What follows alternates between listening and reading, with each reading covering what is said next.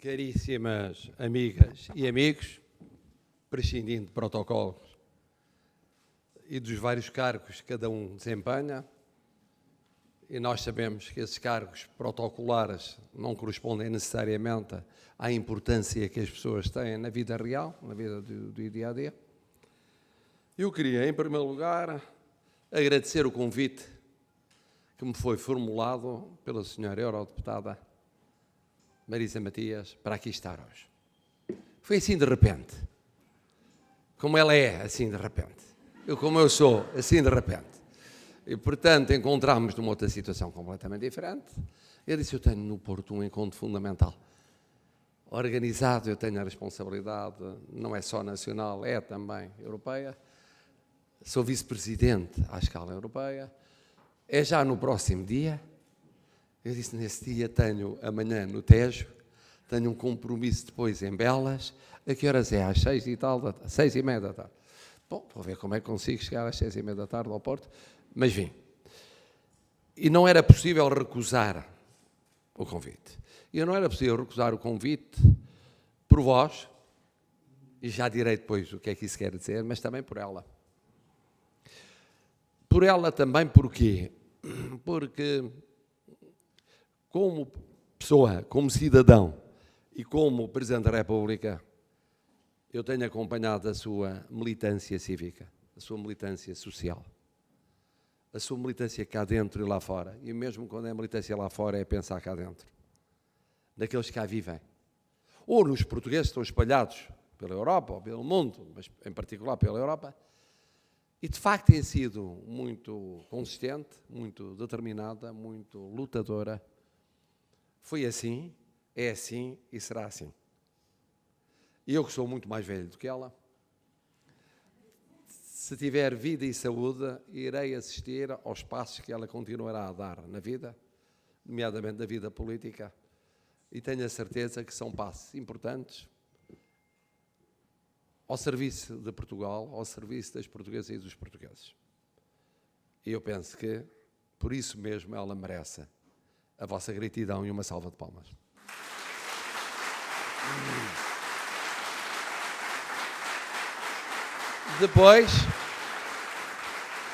Depois que bom encontrar aqui o seu Dom Januário, que eu já não encontrava há muito tempo. Ferreira. O senhor Dom Januário está aqui e está bem, porque sente-se ser-se católico e ser-se bispo é estar-se em permanente luta por causas comunitárias. E com ele nós habituámos-nos a isso. É muito heterodoxo, mas não querem coisa mais heterodoxa do que o Evangelho. O Evangelho é heterodoxo, é radical, é radical. E nesse sentido, ao ser heterodoxo e radical, ele é evangélico.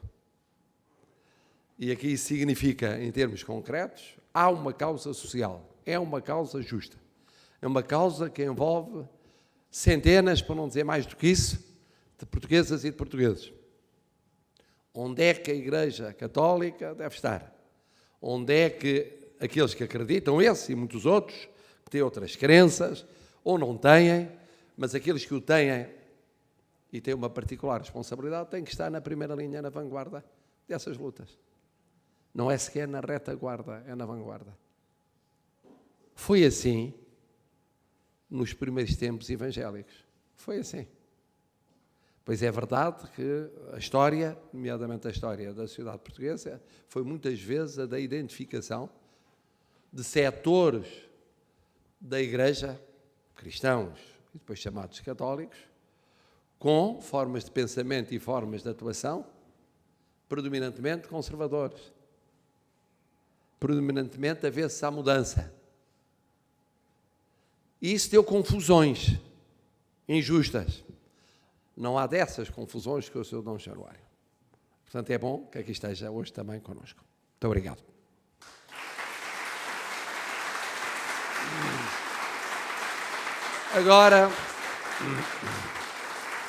Agora vamos a outra razão fundamental para não estar aqui, que é a vossa presença. Não é a vossa presença aqui, que tem muito mérito. É a vossa presença todos os dias ao lado daqueles que precisam do vosso cuidado. E eu percebo isso bem. Eu vou dizer-lhes porque é que percebo bem. Não tem comparação, mas quem teve a minha experiência está em condições de perceber qual é a vossa experiência.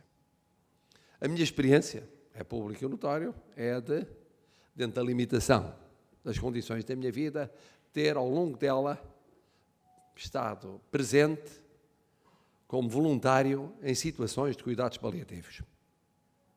Que são cuidados continuados, mas são cuidados continuados que começam cada vez mais cedo. A ideia de que os cuidados paliativos começam tarde, não começam necessariamente tarde, começam cada vez com gente mais nova e começam cada vez mais cedo em termos de patologias. E eu sei por experiência como é exaustiva a missão dos cuidados paliativos ou, em geral, nos cuidados continuados. É exaustivo. E aquilo que me coube fazer não tem comparação com aquilo que vos cabe fazer.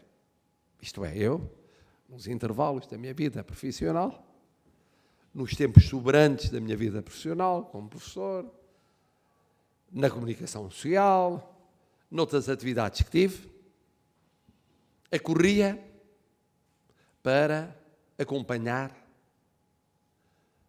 no fundo, situações que são situações sempre muito exigentes. Muito exigentes. Porque a pessoa tem que se dar toda. Quantas vezes eu não saía dessa experiência, enquanto lá estava, sempre com um sorriso nos lábios. Sabem que esse tipo de pacientes olham para nós, é como se estivessem a ver ao espelho. Estão à espera de saber exatamente o que nós pensamos sobre o seu estado de saúde. É diferente, como sabem, a situação no caso específico de Alzheimer. Às vezes é diferente. Mas depois há graus. E há depois outras situações similares. Mas em muitos casos olham para nós e é muito comum que haja da nossa parte o trairmos-nos. Uma sombra, uma nuvem, um cansaço, a percepção da gravidade da situação, o deixar transparecer isso. Mas depois de lutar contra essa tentação, estar ali permanentemente, com a mesma disposição, ao longo de um número considerável de horas, em dias diferentes, saía-se da experiência e saía-se arrasado. Saía-se arrasado. É dizer, no momento em que saía do hospital, era em unidade hospitalar, de repente era como que uma ressaca monumental feita daquilo que foi ouvido, daquilo que foi visto, daquilo que foi sentido, da preocupação com a situação vivida, com ter a certeza, em muitos casos, de que podia ser a última vez, que era uma questão de horas, que era uma questão de dias, que era uma questão de poucas semanas, enfim, conhecem isso tudo e muito mais. Ora, eu agora imagino o que é ter essa missão todos os dias, todas as semanas, todos os meses, ao longo de anos, e ter, em muitos casos, com familiares, o que por vezes é mais doloroso, ainda é mais doloroso, e haver uma mobilização integral, em que não sobra tempo para mais nada. É tal aquilo que é o empenhamento naquela pessoa, no seu acompanhamento, na atenção constante, na vibração constante. Às vezes, com aquele aspecto doloroso que é a comparação com o que era há meses ou anos, com o que foi, que nós conhecemos e o que é hoje. E o que implica, fisicamente e psiquicamente, que não tem valor, não tem preço, quando se começa a discutir regimes fiscais, ou vantagens de horários, ou dispensas de certas obrigações, o que é isso comparado com a dedicação integral de quem está ali a cuidar integralmente de pessoas, sem limite de tempo? Pode demorar um determinado período de tempo, pode demorar uma eternidade. Não se sabe. Faz parte das regras do jogo não se saber. E, portanto, eu, que partilhei em pequeno, admito que em situações, muitas delas terminais e, portanto, mais dolorosas e intensas, mas que em pequeno aquilo que é a vossa vida em grande, eu compreendo perfeitamente aquilo que sentem, aquilo que vivem, e que é justo, como disse a senhora deputada Marisa Matias, que alguém cuide de quem cuida dos outros. É um mínimo de solidariedade social. É um mínimo. As pessoas estão a cuidar dos outros. Dir-se-á de vez em quando diz, pois é, mas o estar a definir um estatuto quando se trata de familiares é complicado, porque os familiares são sempre suspeitos pela proximidade em relação àquele que é cuidado. Mas suspeitos de quê? De maior sofrimento, deve ser. De maior dor. Não é de maior benefício, não é de maior vantagem. É verdade que, muito rapidamente, quem cuida de alguém fica família desse alguém. Mas quando já era família, isso significa um peso maior, uma responsabilidade maior e muitas vezes um sofrimento maior. Por isso, esta é uma causa justa. Esta é uma causa justa. E como foi dito, não é a causa de um partido, ou de outro partido, ou de outro partido, de outro partido. Não me interessa se a comunicação social disser que o Presidente da República veio a uma iniciativa que teve o apoio de um partido político. O Presidente da República é de todos os portugueses e tem a obrigação de ser aberto a todos os partidos políticos. Qualquer que seja o partido, quando toma uma iniciativa, apoia uma iniciativa, abraça uma causa que é justa, merece o apoio imediato do Presidente da República. Não pode haver cálculos políticos ou partidários ou outros quando está em causa uma causa destas. Está noutro nível, completamente diferente. Que nem sequer é só um nível nacional, é um nível de dignidade humana. Valeria para qualquer país, em qualquer momento, em qualquer circunstância. E por isso é óbvio que teria de estar aqui, convosco. E a primeira palavra que vos quero dizer, dir-me-ão, não é aquela que é mais urgente e importante, mas também é importante. É uma palavra de solidariedade. Não chega, mas é um começo de conversa. Eu compreendo aquilo que é a vossa vida e agradeço-vos aquilo que estão a fazer todos os dias.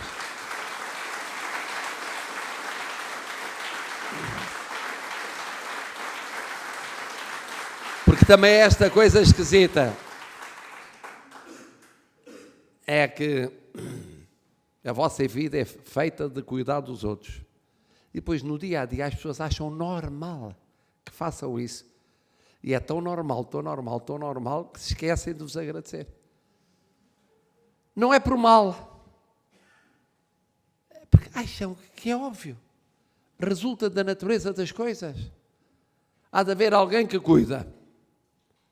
Há cuidadoras e cuidadores. Estão a cumprir a sua missão. Ora, ainda bem que nós assim podemos continuar a nossa vida serenamente noutros aspectos da nossa atividade económica, financeira, social e cívica. É um bocadinho disso de vez em quando que é este tipo de egoísmo. É bom haver quem cuide e nós estamos tranquilos e seguros. Não temos de passar a vida a agradecer-lhes. Eu então entendo, e é isso que eu entendo por afeto, não andar aos beijinhos às pessoas, embora isso seja muito agradável, e possa ser uma forma, e seja uma forma de manifestar compreensão e proximidade e cumplicidade. Pode-se manifestar de outras maneiras, abraçando, falando, ouvindo, há 1000 vezes de manifestar. 1000 maneiras de manifestar. Agora, o importante não é isso, o importante é as pessoas sentirem que a missão que estão a cumprir é reconhecida pelos outros e é agradecida pelos outros. Mas não chega. Não chega, já foi dito aqui. É preciso que o reconhecimento se traduza em olhar para o estatuto do cuidador informal e reconhecer legalmente esse estatuto. Sobretudo numa sociedade que não tem condições para uma rede de cuidados continuados em que os cuidadores formais pudessem dispensar os informais.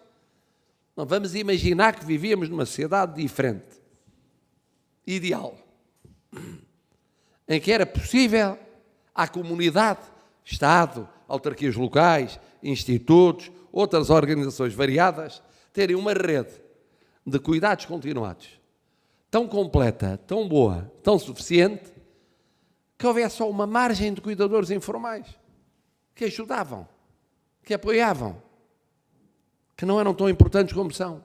Mas como não há essa rede de cuidados continuados, como nós desejaríamos e desejaremos que venha a haver, enquanto não há, muita da missão que competiria a esses cuidadores formais é cumprida por cuidadores informais. Mas por serem informais, não são menos importantes. A informalidade não quer dizer cuidadores de recurso ali à mão para virem agora ajudar pontualmente e depois desaparecerem, porque a sua missão se esgotou. Sabem que não é assim. Precisamente há necessidade da vossa presença constante. Não havendo cuidadores formais constantemente, tem de haver cuidadores informais permanentemente. E então vamos, realisticamente, reconhecer isso. Vamos reconhecer que quem está a cumprir essa missão deve ver reconhecido o seu papel. Deve ver reconhecido o seu papel.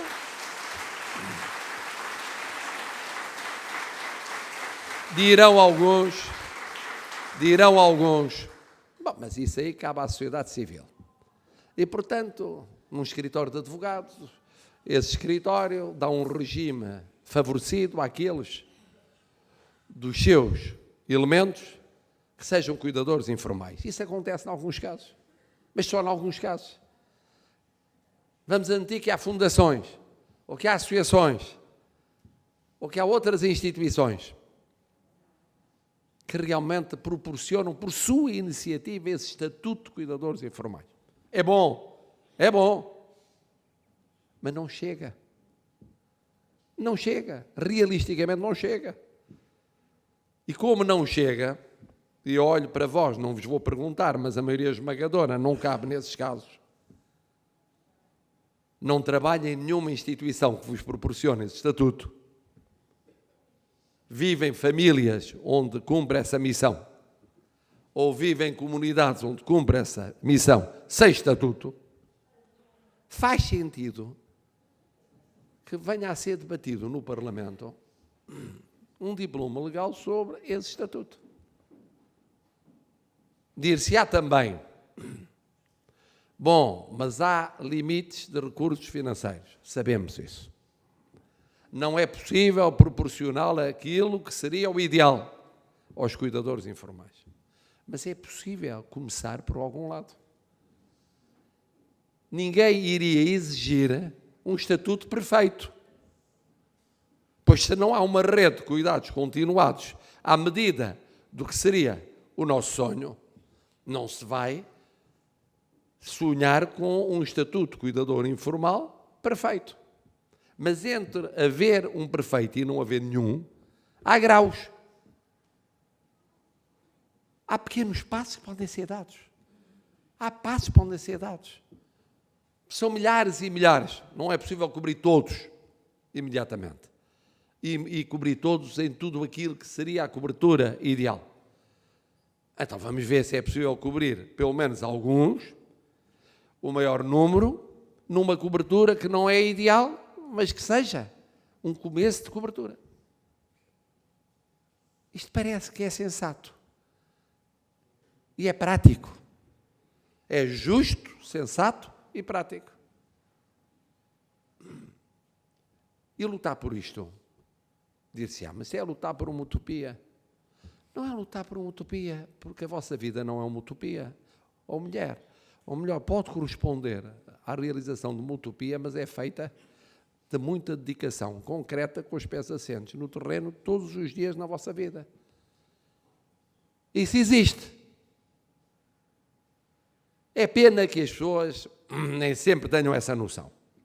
E talvez haja aí um desafio a fazer à comunicação social para que, no meio de tantos problemas sociais, também guarde uns minutinhos para olhar para a vossa situação.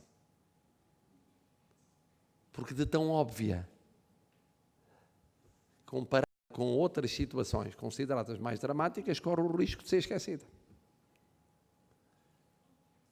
Agora, há passos importantes. Primeiro encontro faz amanhã 1 ano. Resoluções na Assembleia da República. Isto é, haver quem esteja, e de uma forma transversal, a compreender, independentemente de ser mais esquerda, mais direita, mais centro, mais acima ou mais abaixo, que existe o problema e tem de ser enfrentado. Persistência ao segundo encontro. E o segundo encontro também tem que ter resultados. E, portanto, a faina, só não digo a luta continua, faz lembrar slogan de outros tempos, mas a faina continua, que é uma forma muito mais neutral para o Presidente da República. O trabalho aqui, a militância continua. Continua. É verdade que o Governo avançou com uma iniciativa, mas é uma iniciativa a pensar noutras situações, sobretudo, que é um movimento de apoio à vida. Na ideia de criar condições para uma independência crescente de pessoas que, pela longevidade, vivendo mais tempo, têm direito a não ficarem cedo demais de uma dependência absoluta. Foi pensado, sobretudo, por outro tipo de problemas. Pode ser alargado. E esse é um caminho possível, enquanto não há um estatuto específico no setor. Pode ser alargado. É, digamos assim, um aproveitamento lateral. Mas não substitui a reflexão sobre a questão do estatuto do cuidador informal. E, portanto, aquilo que eu posso acrescentar à minha presença aqui, como sinal de solidariedade, e como agradecimento àquilo que é a vossa vida todos os dias, é dizer que naquilo que dependa do Presidente da República, do seu magistério de influência, falando com os partidos, que recebe 3 em 3 meses, insistindo em relação a algumas iniciativas legislativas ou à sua prioridade, sensibilizando para determinadas causas e para a urgência da Assembleia da República sobre elas se pronunciar, o que puder fazer, eu farei. E não faço mais.